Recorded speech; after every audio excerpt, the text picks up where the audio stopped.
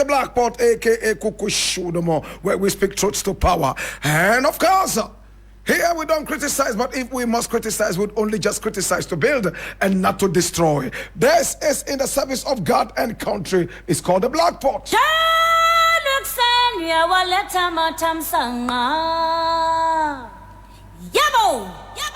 My brother, my sister, we have a number of things to look at today. Top on the agenda is the coup in Gabon.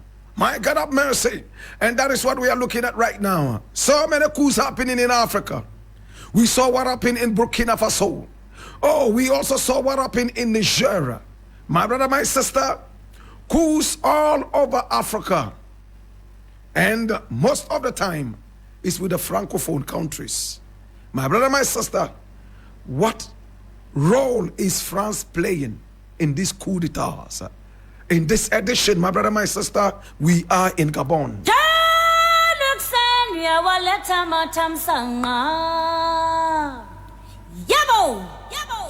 I am reading this from treenews.com, the most authentic source of news online. And it says, army officers say they are taking power in Gabon. I read, army officers have appeared on national TV in Gabon to say they have taken power. They said they are annulling the results of Saturday's election in which President Ali Bongo was declared the winner. The Electoral Commission said Mr. Bongo had won just under 2/3 of the votes in an election the opposition argued was fraudulent. His overthrow would end his family's 53-year-old hold on power in Gabon. Gabon is one of Africa's major oil producers. Nearly 90% of the country is covered by forests. 12 soldiers appeared on TV early on Wednesday, that's today, announcing they are canceling the results of the election and dissolving all the institutions of the republic. They added that the country's borders had been closed until further notice. If confirmed, this will be the 8th coup d'etat in former French colonies in Africa in the past 3 years. However, most of the others have been further north in the Sahel region, where an Islamist insurgency has led to rising complaints that the democratically elected governments were failing to protect the civilian populations. The soldiers said they were from the Committee of Transition and the Restoration of Institutions and represent security and defense forces in the country. One of the soldiers said on TV channel Gabon 24, "We have decided to defend peace by putting an end to the current regime." This, he added, was down to irresponsible, unpredictable governance, resulting in a continuing deterioration in social cohesion that risked leading the country into chaos. The sounds of loud gunfire could be heard in the country's capital, Libreville. Following the broadcast, BBC World Service Africa editor Will Ross says this suggests the coup is perhaps not done and dusted, and there would be some resistance. There was no immediate response by the government to the soldiers' announcements, and the whereabouts of Mr. Bongo are unknown.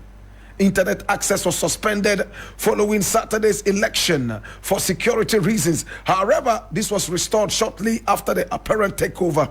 A curfew is also in place.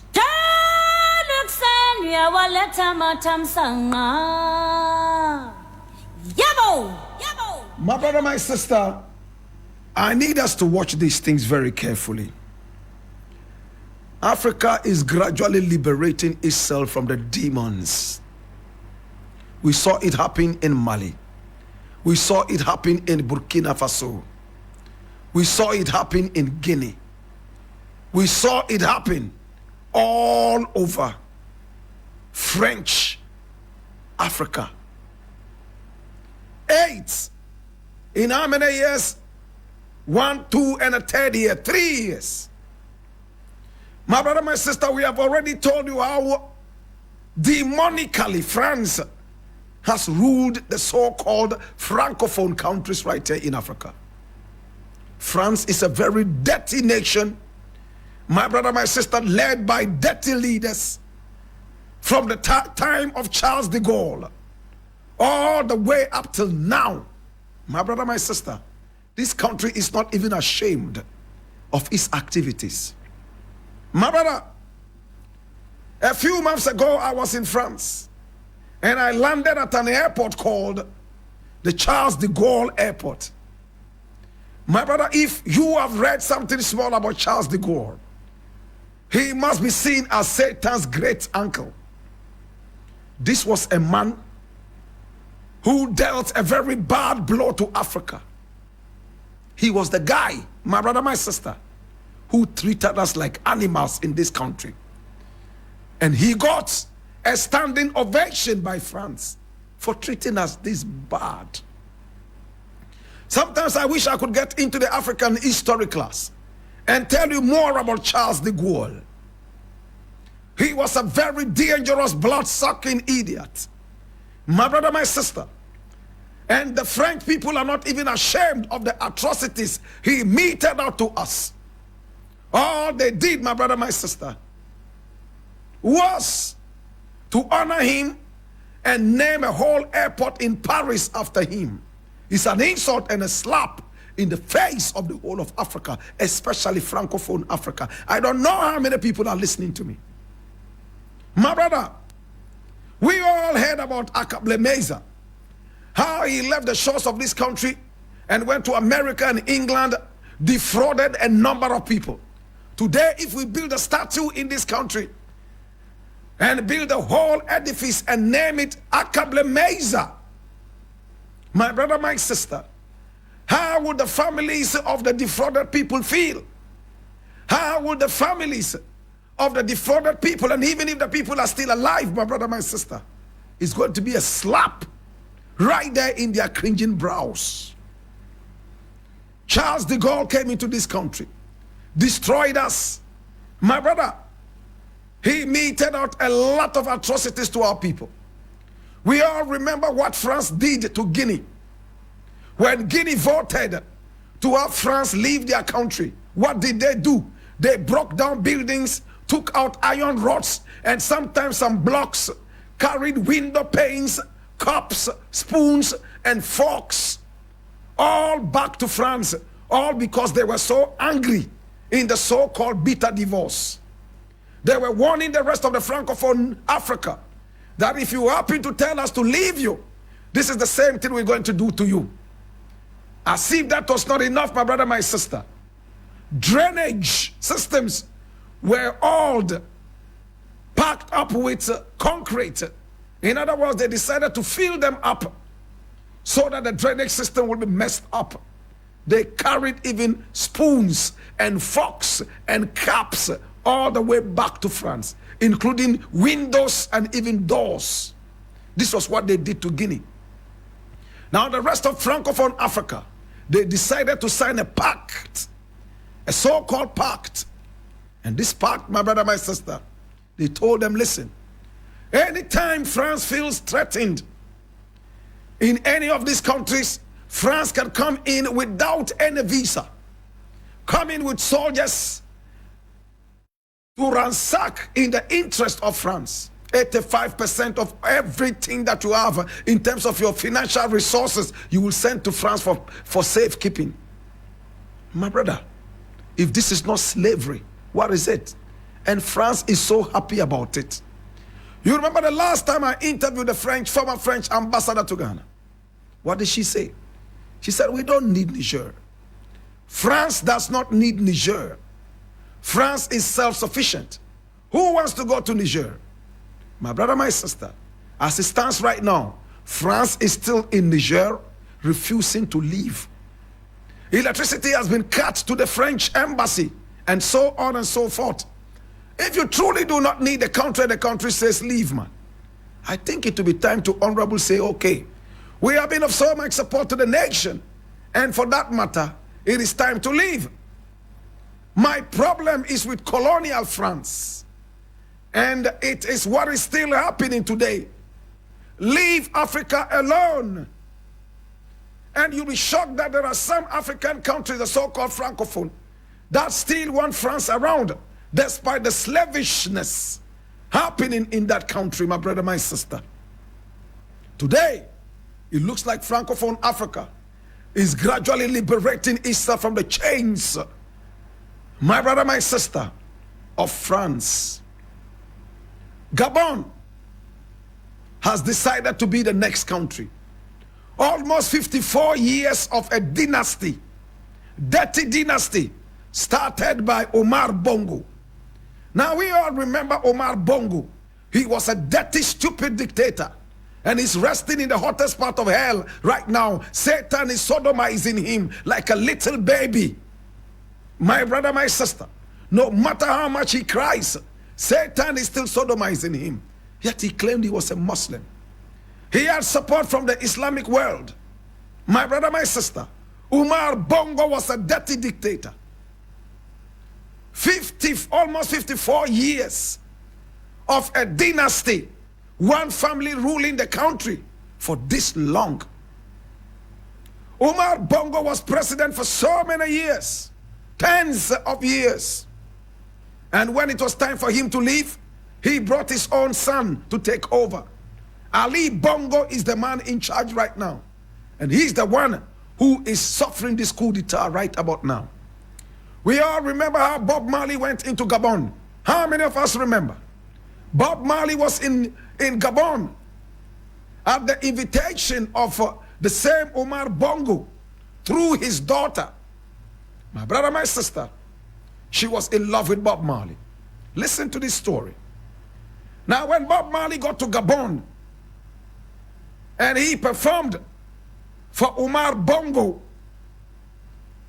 many people came up to him and told him, oh, so you came to perform for our dictator. You came to play for our thief. My brother, my sister, Omar Bongo himself did not even want to see Bob Marley. He said Bob Marley's hair was dirty. He didn't want to see his daughter hang out with dirty people, aka dirty Rastas. But the daughter insisted and said, this is the man I really like. His music is very good. People love him outside. And if you invite him into this country, trust me, people are going to be gravitating towards you, because everywhere he goes, he sends positive messages. That was how she was able to get Omar Bongo to invite Bob Marley over. And when Bob Marley came, listen to what happened. There was so much money paid to Bob Marley, but Bob Marley's manager at that time, called Don Taylor, decided to steal part of the money. They were paid in American dollars. When Bob Marley took the money, he didn't really care about it. He put it aside. But when Pascaline, his girlfriend, a daughter to Omar Bongo, came over to him and said, yo, have you received your pay? He said, yes. He said, I got my father to pay you this amount of money. And Bob Marley said, what? I didn't get that amount of money. It was then that it was discovered that Don Taylor had stolen part of the money. My brother, my sister, what happened next?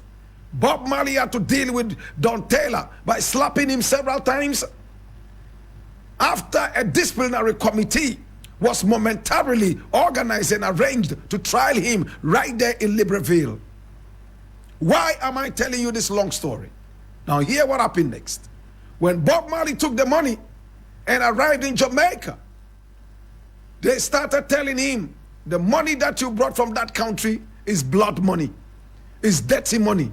And Bob Marley got to realize that this was a dirty dictator who had invited him over. He didn't do due diligence to find out the dossier or build a nice dossier to be able to tell exactly who he was going to perform for. He regretted that he took this money. He wanted to give it back. Bob Marley wanted to return the money. At the end of the day, Omar Bongo, the dirty dictator, remained in power. And when he was leaving, he handed over power to his own son.